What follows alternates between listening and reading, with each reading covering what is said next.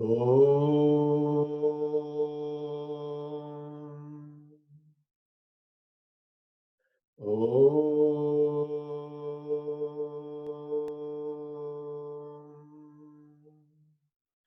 Om Sahana Pavatu Sahanau Bhunaktu Saviryam Karavavahai Tejasvinavadi Tamastu Mavidvishavahai. Om Shanti Shanti Shanti. Gurur Brahma Gurur Vishnu Gurur Devo Maheshwara Gurureva Param Brahma Tasmai Shri Gurave Namaha. Vaktum Subodha Vedantam Pravritto Hyabudopyam Kripaya Yasyatam Vande Shri Ganesham Punah Punah Vande Saraswatim Devim Sadgurum Me Mahamatim Sita Sameta Shri Ramam Yachantu Shubhadham Matim. Last week's topic was on God. Oh my God, what is God? Huh? So, very confusing, universally confusing topic, because everyone has heard of God. I think he's the most popular person in the universe. Everyone's heard of him, but everyone got lots of doubts. Who is he? What is he? What does he do? What does this God do? Yeah. In different faiths, God is described in different ways. In the same faith, God is described in different ways. So basically, from individual to individual, God is thought of, conceived, and understood in different ways. Hence, there's a lot of confusion. Now, here we are taking from the standpoint of Advaita Vedanta. And from the standpoint of Advaita Vedanta, then God has got four aspects, not four gods, four aspects. Yeah. God can be known through his absolute or its absolute aspect, and that is called Nirguna Brahman. Nirguna means absolute, nameless, formless. With the nameless and the formless, our identity is one with that. Because it is all pervasive, because it is all everywhere and all encompassing, our relationship is I am that. This is given in the famous Mahavakya of the Upanishad Vedas, which says Aham Brahma Asmi. I am the infinite. So when we talk Nirguna Brahman, nameless, formless, my relationship is only one. I am that. No other relationship can be had with that. Now, this Nirguna Brahman, it has dormant, latent, unmanifest within itself a power. This power is called Maya. Maya. And Maya, power means Shakti. So it is called Maya Shakti. This now, when the same Nirguna Brahman chooses to express this power, express the power, we now call it Saguna Brahman. Saguna. Sa means with. Guna, attributes. The attributes are this power, Maya Shakti. which is made of sattva, rajas, and tamas. Now, this Saguna Brahman is also called Ishvara, Jagadishvara, Parameshvara. It is called a host of names, including what most of us call God. So in Advaita Vedanta, when we say God, we are indicating Saguna Brahman, not Nirguna Brahman. Okay? So God refers to now this pure consciousness, infinite absolute, manifesting its power to create Maya Shakti. Consciousness plus Maya Shakti, Saguna Brahman. To this Saguna Brahman, you can connect with. The relationship is never one. The relationship with Saguna Brahman is never one. It is always different. Me, the Jiva, and he, the Lord, are different. There is Veda, difference. So in this relationship, we are different. We cannot say I am one with Saguna Brahman. In Vedanta, we don't say that. No one says I am one with Saguna. I am one with Nirguna. With Saguna, I am always separate. And there are two relationships you can have with that Saguna Brahman. One relationship is complete separation, where you consider yourself to be the Bhakta or Dasa, servant or devotee of God, who is separate. The other relationship is when you feel I am a part of He who is the total. I am a part and He is the total. So I feel a part of Him. Amsha, Amshi, Sambandha. Amsha means portion. Amshi, whole. Amsha, Amshi is the relationship there. This Amsha, Amshi relationship is what Vishisht Advaita focuses on. There is a philosophy in Hinduism called Vishishta Advaita. It focuses on this relationship. The other relationship where I am completely separate to Saguna Brahman, I am servant, I am devotee. This relationship is called, this philosophy that follows this is called the Dvaita Darshanam. Dvaita. So Dvaita Darshanam will focus on that relationship. Servant to God. Bhakta to God. Saguna Brahman.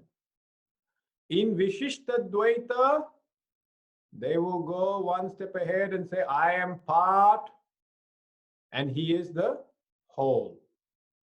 Part and whole. It is still relationship with Saguna Brahman.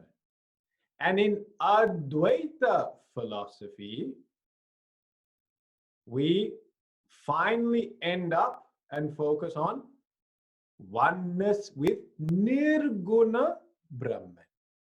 So our focus tends to be oneness with Nirguna Brahman. Okay? I hope this much is clear. We added a few terms today, but I hope this is clear. Now, let us look at this Saguna Brahman. And this Saguna Brahman we talked about last week. This Saguna Brahman can also manifest in a form on the worldly plane. When the Saguna Brahman manifests and takes a form on the worldly plane, it is called avatar. Avatar. Okay. So that is Saguna Brahman manifesting worldly plane. according to the scriptures, many avatars are there. I'm just going to say a few, but we have Krishna is an avatar. Sri Krishna, Sri Rama is an avatar. Vamana is an avatar. Narasimha is avatar. Okay, many, many more are there. Don't think these are the only ones. Now, of all these avatars, forms of God, whether they're Saguna, whether they're avatar, whatever form of Saguna Brahman, that you find particularly enchanting, that you feel most connected to, the devotee. Whichever form the devotee feels most connected, means his favorite form. His favorite form. That favorite form is called Ishta Deva. Ishta Deva. Okay? Ishta Deva. So now, 4 aspects are Nirguna Brahman, my relationship, I am one. Saguna Brahman, co-God, I am always different. The differences can either be complete distinction as Sevak devotee or as part and whole. When Saguna Brahman manifests, avatar. And when you find that particular form of God that you find enchanting, Ishta Devata. Okay? Now, we said, our Advaita Vedanta, its primary emphasis is on the highest relationship with Nirguna Brahman. Now, the challenge that we have with this is that this relationship to maintain requires a mind that is completely prepared, fully prepared.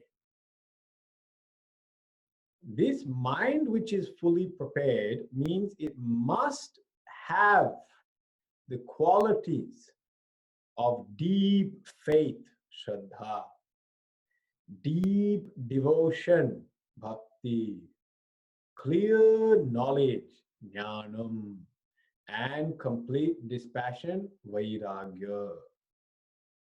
When there is a mind which has this in its fullest potential, Shraddha, Bhakti, Jnana, Vairagya in its highest potential, that mind will be able to easily abide with Nirguna Brahman. Easily. This continuous abidance is what is called Jnana Nishtha. Jnana Nishtha. If it's too many words, don't worry about all the Sanskrit words, okay? It's irrelevant. Just whatever English you understand. Abidance in the absolute requires a fully prepared mind. Because very few people have such fully prepared mind, Advaita Vedanta also uses or comes down to the philosophies of Dvaita and Vishishta Dvaita. There is a strong encouragement of having a relationship with God, Saguna Brahman. Yeah. This is why in Advaita Vedanta, especially when we are teaching to the masses, Chinmaya Mission is an organization that teaches Advaita Vedanta. And when we are teaching to the masses, you will find that we have a variety of programs. We have festivals, and in our festivals, we do puja, we do worship, we chant the Lord's name. Yeah, we do Vishnu Sahasranam. Yeah, people come and do seva. People do Nam Sankirtan, Bhajan. All that is going on. And you might wonder, why is this happening? Because technically speaking, none of this is required for the highest relationship with the absolute. In the highest relationship, I am Brahman, you don't need any of these things. You don't need puja, you don't need japa, you don't need nam sankirtan, you don't need seva, you don't need any of these. All these things are beneficial if our mind is not fully prepared. So when the mind is not fully prepared, we now have to do preparation work. This preparation work now can involve any and every form of spiritual practice where I connect as different to God. Okay? When my mind is we're not fully prepared, you have to take up a spiritual practice where you are different to God. You cannot take up the practice, I am one with God, because mind is not fully prepared. It will not be able to abide or clearly understand what that means. There is a big misunderstanding. And the person then thinks, I, the body, am God. And then walks around the house telling everyone, the Lord has come, that is me only. And everyone worship me because I came out of the Vedanta class today. And what did the Vedanta class say? I am God. So I have come here to lord over all of you. Give me your food. Give me everything, your attention and love. Misunderstood. Misunderstood. So, when the mind is not fully prepared, we come one level down. And we engage in sadhanas which connect us to Saguna Brahman, called God. With sadhanas, any sadhana can be done. Any sadhana. But in Bhagavatam, very famous shloka is there, where it talks about, this is given by Praladji. Prahlad has given a very famous verse on sadhanas which connect you to God, a worship of God as something different from me. Difference is there. Those are Shravanam, Kirtanam, Vishnu, Smaranam, Padasevanam, Vandanam, Archanam, Dasyam, Sakyamatma, Vinivedanam. He says Shravanam, listening to the stories of God, not the stories of Nirguna Brahman. Nirguna Brahman has got no stories. He doesn't do anything, just sits. There's nothing interesting about him. You ask him, when were you born? Not born. When would you die? Didn't die. What's your nature? Satchidananda. What do you get up to? Nothing. What did you have for dinner? Nothing. Who did you meet? No one. Are you married to anyone? No, there's only me here. So Nirguna Brahman has got no charitra, no leela. He got no story, got no passport, got no birth, got no nothing, got nothing. He's a boring chap. Chap's a bit boring. Now, Saguna Brahman and Avatar, he's got lots of things to talk about. Yeah? Saguna Brahman has got form, Rupa. Saguna Brahman has got name, Nama. Nama Rupa. Saguna Brahman, he stays in a certain place called Dham. His Dham. So when I worship Vishnu, Vishnu stays in Vaikunth. When I worship Saguna Brahman as Shiva, Lord Shiva stays in Kailash. Kailash is his Dham. When I worship Sri Krishna, then Sri Krishna stays in Gokul. Nama, Rupa, Dhamma, Guna. He got gunas. Gunas mean qualities, all exciting things about him. Yeah? He's got all different qualities. Karuna Sagaraya Namaha, ocean of compassion.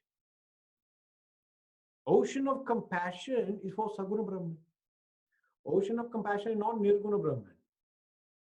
It's Saguna Brahman. Ocean of compassion. Sita Vallabhaya Namaha. One who is the beloved of Sita. Oh, Sita is his beloved. Sri Ram. Cannot be Nirguna Brahman. Nirguna Brahman, there is no Ram, there is no Sita. So Sita Vallabhaya Namaha, Saguna Brahman, Nama, Guna. So Gunas. So Saguna Brahman has got Nama, name, Rupa, form, Dhamma, abode, Guna, qualities, and Leela. Leela, stories, things that he gets up to. Yeah. Oh, the Sri Krishna Leela, Shiva Leela, Ram Leela. Sometimes called Ram Katha, Katha Leela. Stories, adventures, things they get up to. Very interesting. Especially, in Bhagavatam, the Sri Krishna Charitra. Oh, very fascinating. All the things that Bhagavan got up to. Most interesting. So now, when we take Saguna Brahman, 5 aspects are there. Name, form, abode, qualities, stories. 5 things. When we listen to these stories, as we chant, recite, or just see, visualize, hear them, feelings of devotion come in our heart. Feelings of devotion. That devotion is called bhakti. And with that bhakti, Shraddha, faith also comes. And when Shraddha, bhakti also comes, vairagya also comes. With bhakti is vairagya. Because the more I love God, the less fascinated I become with the world. I'm not so preoccupied with all this humdrum happening in the world. The more I love God. Yeah. So Shraddha, bhakti, vairagya comes. Then what happens? As you learn and love more about a person, you start asking questions about them. Who is this? Who really is this Sri Krishna? Krishna, tell me who you are.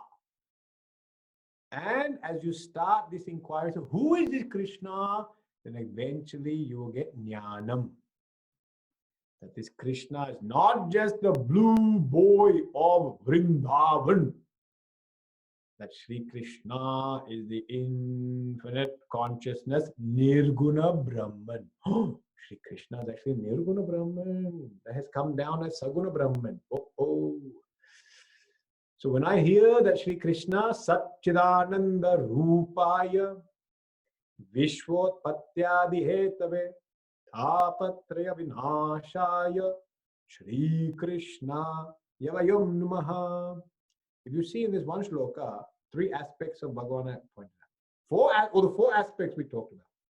Satchidananda Rupaya Nirguna Brahman. Vishwa Utpadi Hetave. He who brings about the creation. Saguna Brahman.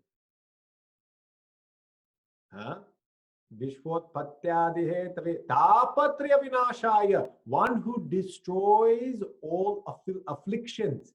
Avatar. Shri Krishna Yavayum Namaha. Shri Krishna, my Ishtadeva. All 4 given in that one shloka. Okay? So as you do the inquiry as to who that Shri Krishna is, you finally go to Jnanam. That Jnanam takes you to Nirguna Brahman. This is the progress. Okay. So now, there's a question was there. You mentioned that for your Ishta Devata or Ishvara, you should pray, hear stories. What I will call bhakti activities. And for Nirguna Brahman, you will connect through meditation. While I understand that bhakti activities are to purify the mind, a lot of modern focus is just to do meditation as the means to achieve connection. Therefore, the question is, can one be done to the exclusion of the other? And if it is done that way, what do you achieve? Okay. So now this is bringing in a lot of modern techniques of really what I would call, let's not call them, they are called meditation, but meditation, everything is called meditation. Everything. They've got walking meditation, this meditation, anything you do, meditate, eating meditation, everything. Let us now call these activities of mindfulness or activities of concentration. Yeah. So some of these things that are called meditation, they achieve purposes such as enhancing concentration. They achieve purposes such as relaxation. Now, listening to nature sounds. Whoa. Listen to sound of ocean. Listen. Some people like listening to waterfalls. Every time I listen to a waterfall, to go to the bathroom after. The running water always makes you feel like go to the bathroom. Now, I'm not a big fan of waterfalls, but some people like waterfalls, keep it in their house the whole time. But I think they also keep it near their bathroom, I've noticed. So I think there's a connection there. Yeah? Now, in these modern they're not even modern. All these techniques are also there in the Shastra. They're called upasanas. However, the more modern ones, what we find is there isn't an element necessarily of God brought into them. They don't talk about God. Yeah. So they tend to keep God away from it, and then they teach you how to focus on an object, or they teach you how to focus on breathing, or they teach you how to focus on some aspect of relaxing the mind. Now, what happens is these are still beneficial to the mind.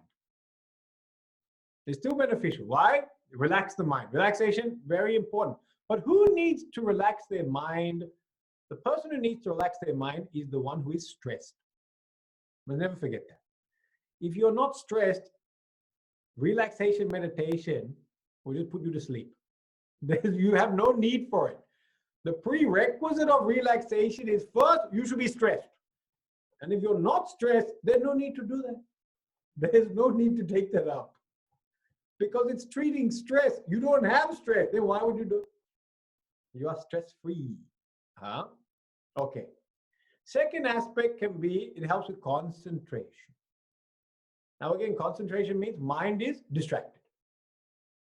That's also a big benefit. There's a big benefit in doing that. Now, when we work on concentration, stress relaxation, what happens is we tend to develop one aspect of our brain. That aspect is your left hemisphere. Your left hemisphere has got capacity to concentrate, capacity to focus, capacity to think. But it's in your right brain that you get connected to the world of emotions and the heart space. So what happens is sometimes we find these techniques, they tend to enhance the head element, what we call the intellect, but they don't necessarily develop the heart element. The heart element is not developed. And that's why we find that in spite of doing many of these things, it's still hard to deal with emotional baggage, because we don't gain emotional strength through some of these activities. We don't get faith, we don't get bhakti, and we don't necessarily get vairagya. You don't get these things out of some of these. I'm not saying all, but some of them. The ones that are aimed at concentrating on objects, the ones that are aimed at relaxation, you may not get Shraddha, Bhakti, or Vairagya. If you don't get those three, you don't end up getting Jnanam. So what happens is they're not a very complete method of preparation. They don't give full preparation to the mind. They enhance certain areas, but there's big gaps that are missing. And that's why in religion, right, God and worship of God is very prominent. It's a prominent and important aspect of religion, because only through focus and worship of God, Saguna Brahman, in whatever form you like, you're able to develop bhakti, shraddha, vairagya, and then eventually jnana. So it is through the worship of God that the full potential of the heart is manifest. The full potential of the heart, not the head. Heart means seat of emotions. Yeah. The full potential of our emotions is to move from worldly relationships towards devotion.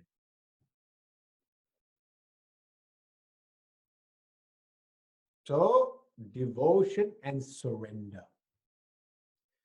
Surrender and devotion are the highest levels of emotional maturity. That's when your heart space has reached its acme. It's reached its acme. Yeah.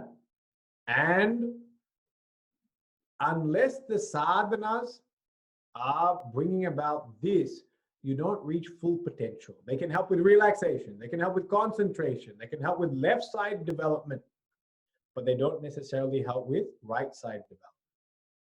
And so, because of that, there is a certain limitation with these techniques.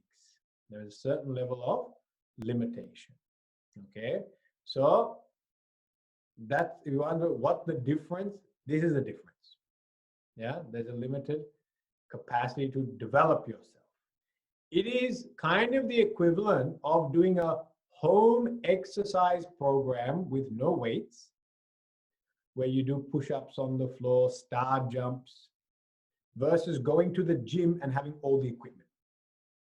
Yeah, when you go to the gym, you got all the equipment, you can target any muscle group and every muscle group, and you can exercise them to their full potential.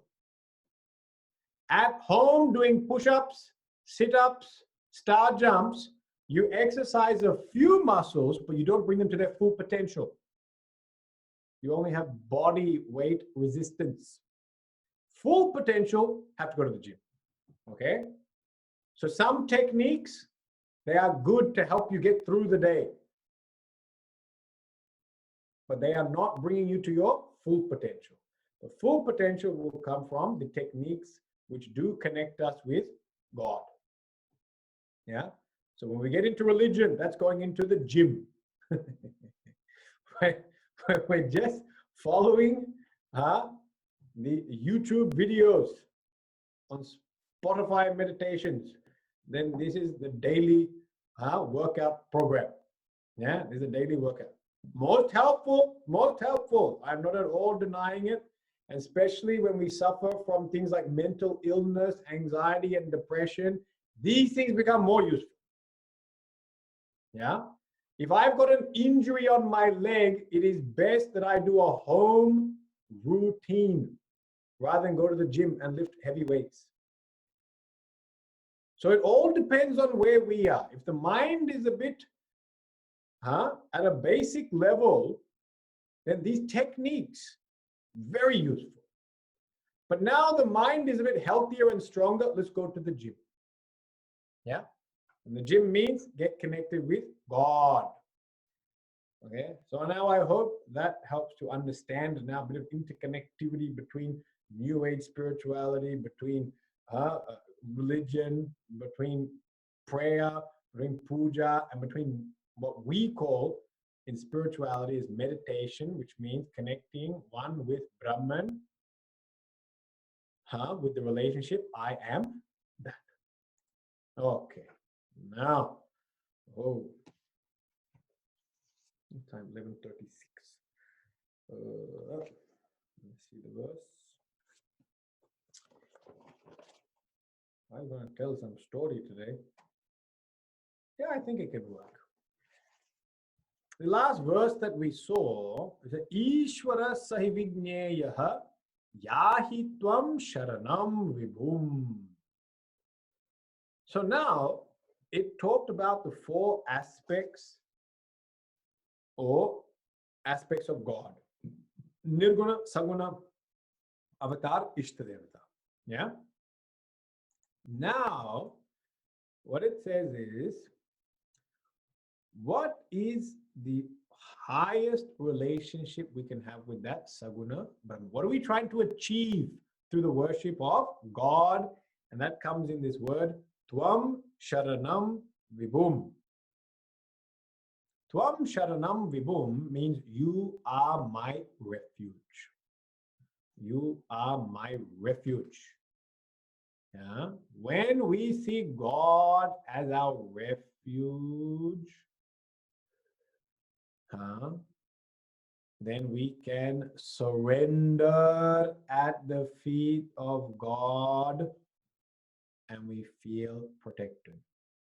So, actually, the highest emotional state that we can get to is actually called surrender. Surrender.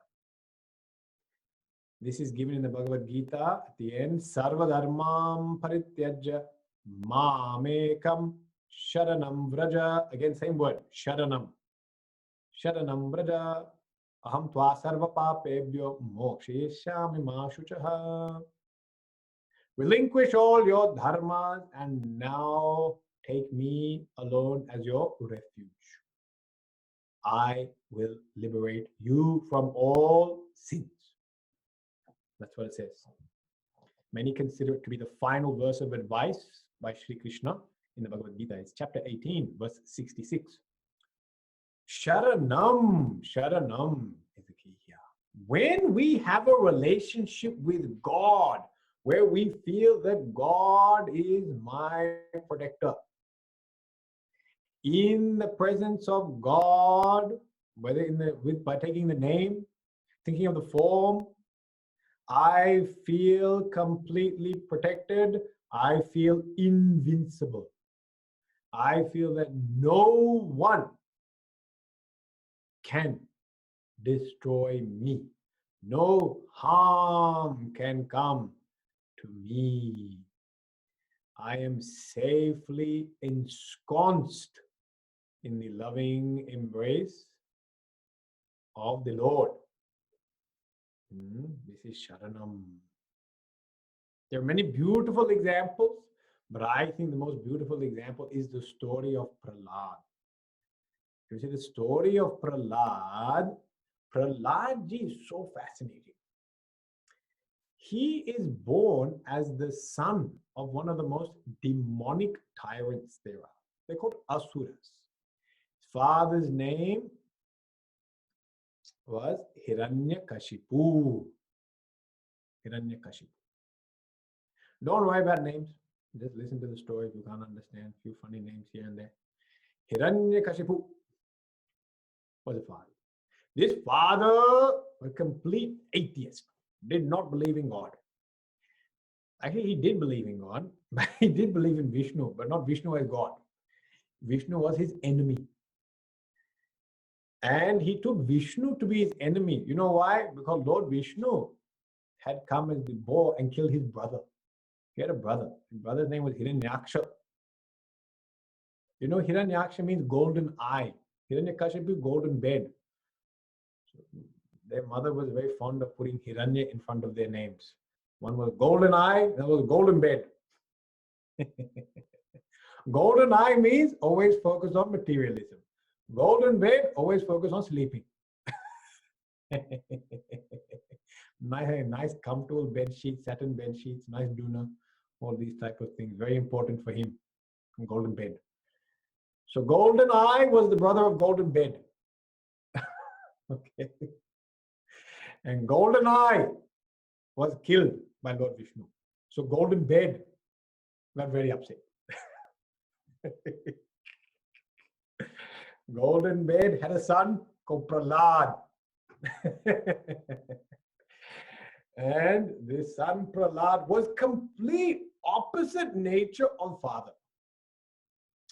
Father's nature was complete tyrant, demonical, self-obsessed, arrogant, dismissive, rude, all these terrible things. He used to torture people. Anyone who worshipped Vishnu or thought Vishnu was God, he tortured them. Tortured them. In fact, he created a whole academy and a school, and in his school, they were not allowed to teach about Lord Vishnu. No, it was a complete secular education. No discussion on God. So, his son, Prahlad, was sent to school. And when the son went to school, one day the father, so happy, put the son on his lap and said, "Son, ha beta, what have you learned?" And that son said to him, "The goal of life is to worship, go to the forest and worship Lord Vishnu." Huh? Huh? That's what he said. And Vanam gatva harim bhaje. Vanam gatva harim bhaje. What? Go to the forest and worship Lord. Which means leave everything else and just worship God. Harim. When he heard that, furious. Now, he didn't beat the child straight away. He went to the teachers. Said, "What are these teachers teaching? Huh? What new syllabus have you added without my approval?" He asked them. And the teacher said, "Hey, hey, hey." They were thoroughly scared of him. Thoroughly scared. Teacher said, "No, no, no, no, no, no, no, no, no, no, no. We didn't say any of this. This thought of his, this belief of his, it has come from within him. It is naisargikoyam matihi, natural. It has come from some we never taught. From within him it has come. Oh, where does it come from? Actually, when he was in the womb, Prahlad was in the womb, his mother stayed at the ashram of Naradji. And there, Naradji gave her satsang. And with all the satsang she got, that satsang went into the womb. And the baby, Prahlad, that Prahlad heard everything and came out Parama Bhakta. That's why you know the prenatal samskaras have impact. That's why even in our culture, when lady is pregnant, then we say she should not be taking up any work of exertion and she should be listening to satsang. Husband can read Puranas, Kathas to her, tell her stories. So all that she is benefiting from, but also baby in the womb is getting satsang. Happens, it's true, very true. I have heard from specialists in the field of therapy.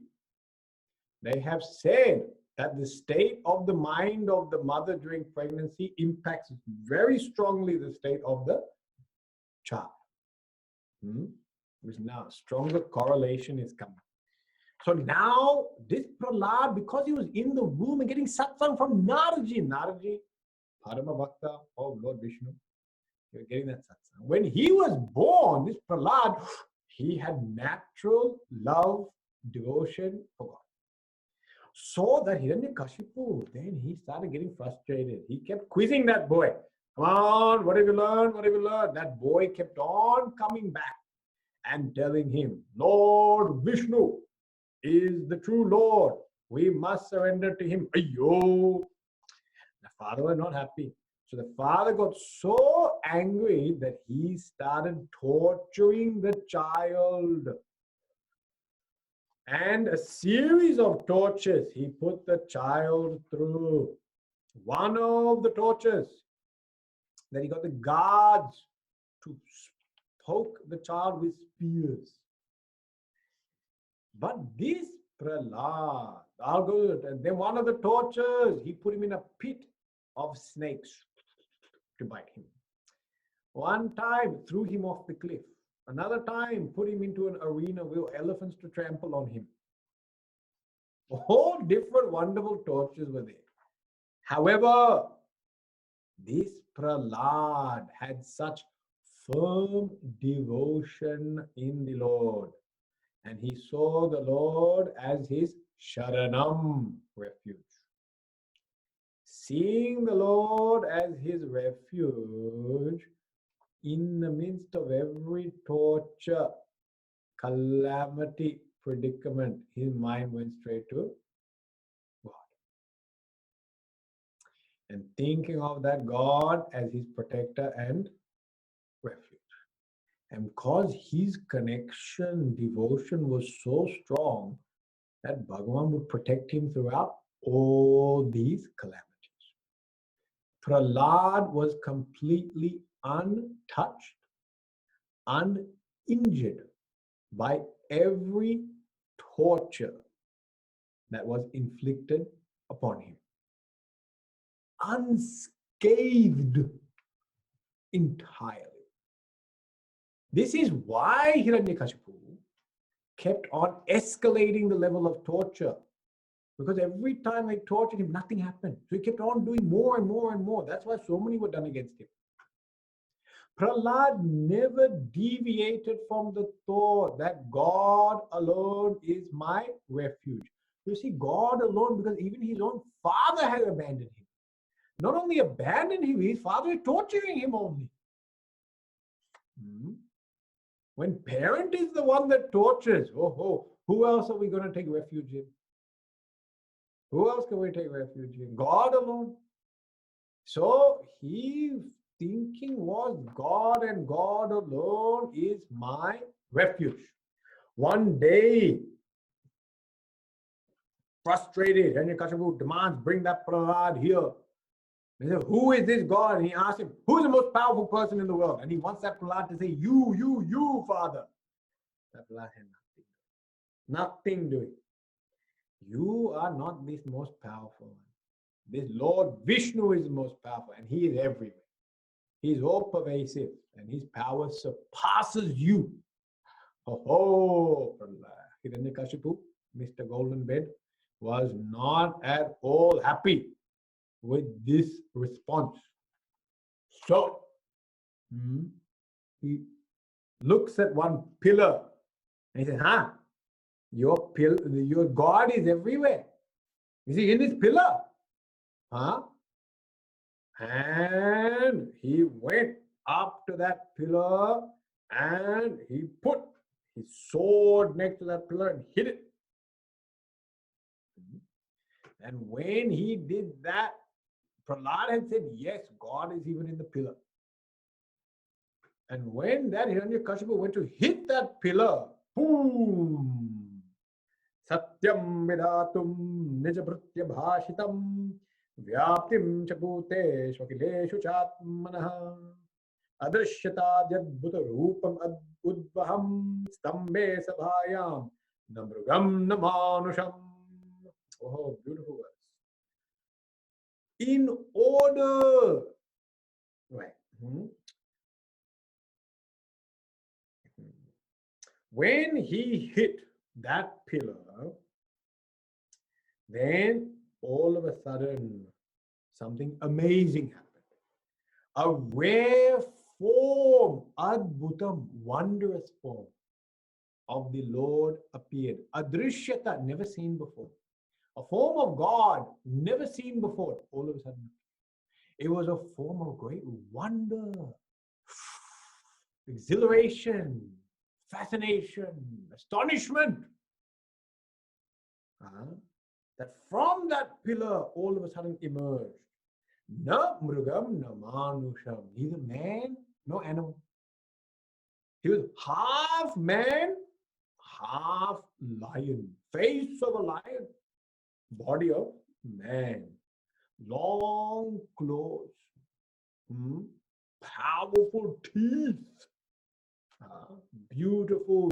The face of a lion is so majestic and awe-inspiring. With that beauty, he was there. Strong, powerful build of a man. And he's called Narasimha. Bole Shri Narasimha Bhagavan ki jai. Narasimha, Nara, man, Simha, Lord, lion. Man, lion. Lord in the form of man and lion. Narasimha. And why did he come like that? There's a more special thing. Satyam vidatum nijabhritya bhashitam. In order to make the words of his devotees true. The devotee has said, my Lord lives in this pillar.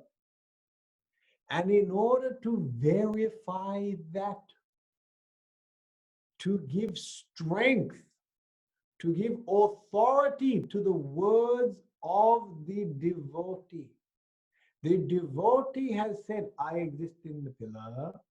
Bhagavan manifested in that pillar. So it was done out of the love for his devotee. That my devotee has said that I exist in pillar. I will show the entire world I exist in pillar. That's why he came out. And this wondrous form that he took was in order to fulfill the boon. The only way this Hiranyakashipu could be killed was by a form of God that had never been seen before. That's why he took this. And because of all the conditions connected to Hiranyakashipu, very difficult person to kill, then Bhagavan could not kill him inside or outside. He took him to the doorway threshold. He could not be killed up in the air, down on the ground. He put him on his lap. He could not be killed by man-made weapons, Shastra. So Bhagavan used his nails. Yeah. And then could not be killed in the day or the night. So he killed him during dusk.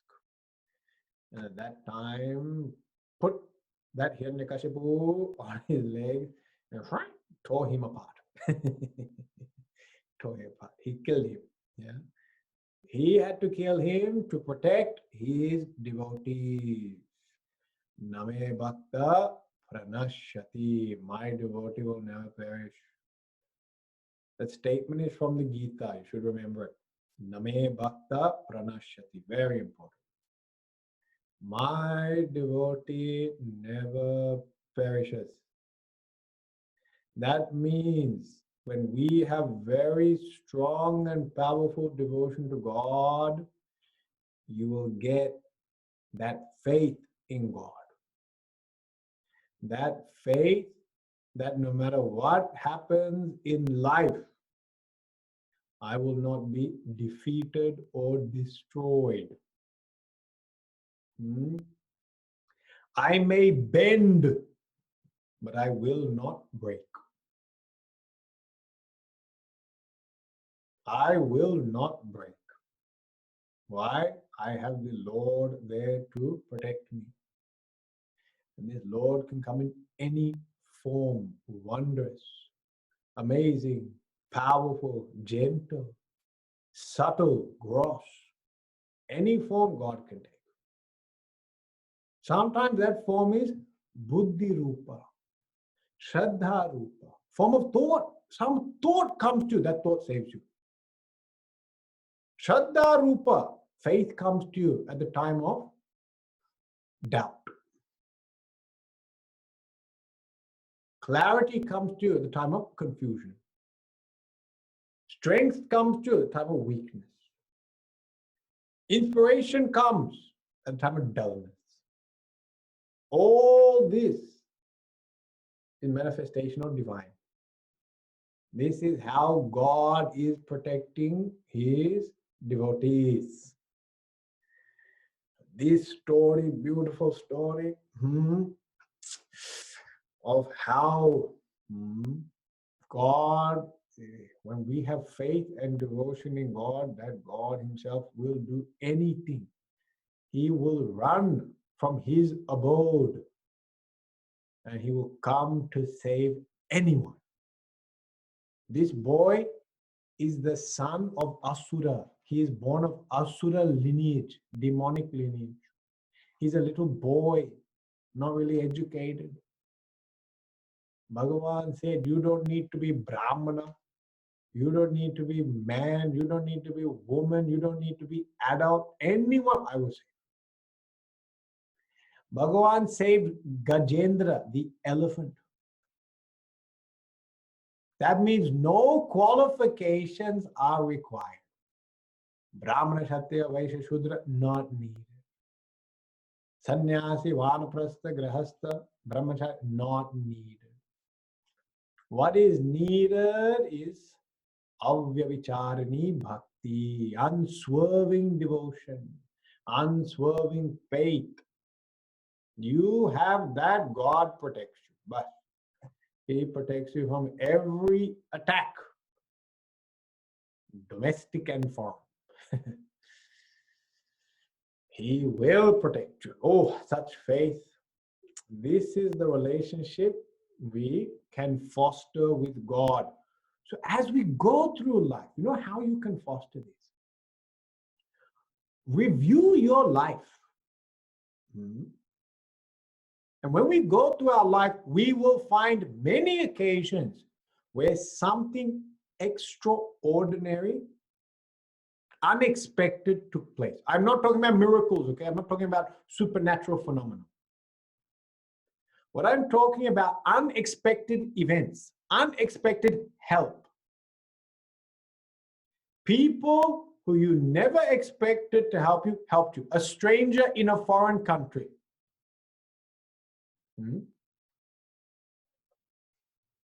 Sometimes it is in the form of, like I said, clarity comes. People say, this thought just came to me. And that thought came to me, that saved me. Sometimes a feeling comes to you. A feeling that, no, this is not the right way to go. I'm going to stay away from it. Saved you. A feeling that this is the right thing to do. You did it, saved you. Blessed you. Go through your life and look at all such moments. And instead of calling it luck,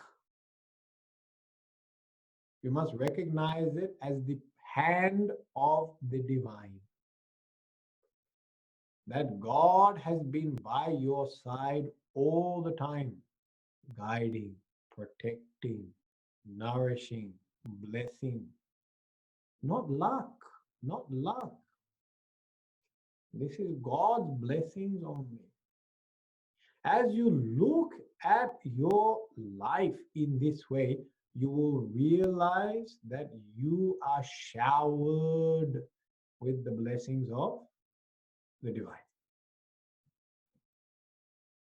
You realize that you are absolutely saturated and bathed continuously in the grace of God. It has always been there, and thus it will always be there. God is eternal. God's grace is eternal. As long as sun is there, sunlight is there. As long as God is there, God's grace is there. And this grace of God is extremely impossible to fathom. Cannot understand it. Don't know how it works. Mysterious are the ways of the Lord. But one thing, it is extremely powerful. Extremely powerful. Mokam karoti vachalam pangum langayate girim yat kripa tamaham bhande paramananda madhavam. Paramananda madhavam. Yat kripa, that grace. Mukam karoti vachalam.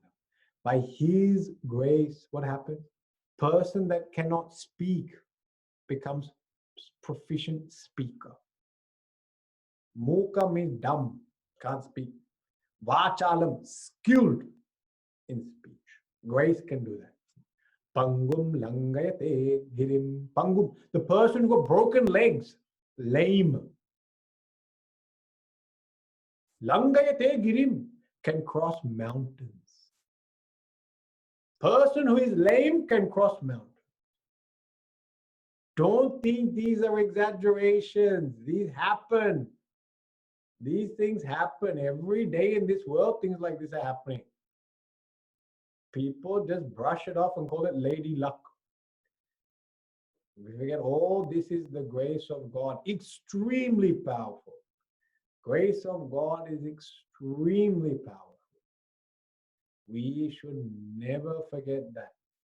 So as we keep on remembering the power of the grace of God, then keep invoking the grace of God. And to invoke the grace of God, very simple. Chant his name. Nam Smaranam, Nam Sankirtanam. Shri Ram, Jai Ram, Jai Jai Ram. Shri Ram, Jai Ram, Jai Jai Ram. Shri Krishna Sharanam Mama. Shri Krishna Sharanam Mama. Shri Krishna Sharanam Mama. It's very powerful, but very simple. In this way, keep practicing bhakti sadhanas, keep chanting the Lord's name, keep connecting to Him, and see His grace. As you see His grace everywhere, it's easy to surrender. Easy. You don't need to take charge of the situation. You don't need to control the situation. Bhagavan's grace will take care. You be His instrument. Nimitta matram bhavasavya sachin. Be my instrument, Arjuna. I will take care of everything. Oh. Some beautiful verses in Mahabharata also. Even Bhagavatam also. Where Arjuna realizes after Sri Krishna passed away, he realizes that the entire war and every battle he fought, Sri Krishna had already won the battle for him. He realizes that while he was on the chariot shooting all these enemies, Kauravas, he realized that Bhagavan himself had already killed them before he even landed his arrow. It is said by Bhagavan's drishti, because Bhagavan was a charioteer. And charioteer sits in front of archer. So Bhagavan as the charioteer sitting in front of the archer, he was seeing the enemies first. And merely by his drishti, he had taken the prana out of the enemy. Prana was gone, life. That means that soldier was already dead. Arjuna was just completing formalities, dotting I's and crossing T's by putting an arrow into this person. He was already gone. Arjuna recognizes this after Bhagavan leaves. We should recognize it now. Don't wait. Now itself recognize that Bhagavan is actually, he is in charge, he is taking care, all will be well. All will be well. When we recognize this, our Shraddha Bhakti become very powerful. It's easy to surrender. Such a mind which is so ready to surrender is the most powerful mind there is. Please don't think surrender is weak. Surrender is the most powerful mind is the surrendered mind. This mind which is willing to surrender is the mind that is fit for nirguna contemplation. Because it is willing to give up the one thing it needs to give up. Ego. We have to be willing to give that ego. If we are willing to give that ego, God will take it. Say, finish, job done. So, surrendered mind is one that is willing to hand over the ego. Once that's done, person achieves liberation. Okay, so with this, we have seen, again, relationship of God, different aspects of God, relationship with God, and the highest aspect or highest relationship to have with God is to surrender to Him. Okay, I think we'll leave that. this week. And then next week, continue on. Next week, talk about Shraddha, developing firm faith. What are the things we are supposed to have faith in? Okay. Today we talk about faith in God. There are other things to have faith in as well. Okay. That we'll handle next week. Om Purnamada Purnamidam Purnat Purnamudachyate Purnasya Purnamadaya Purnameva Vashishyate Om Shanti Shanti Shanti Hari Om Shri Gurubhyo Namaha Hari Om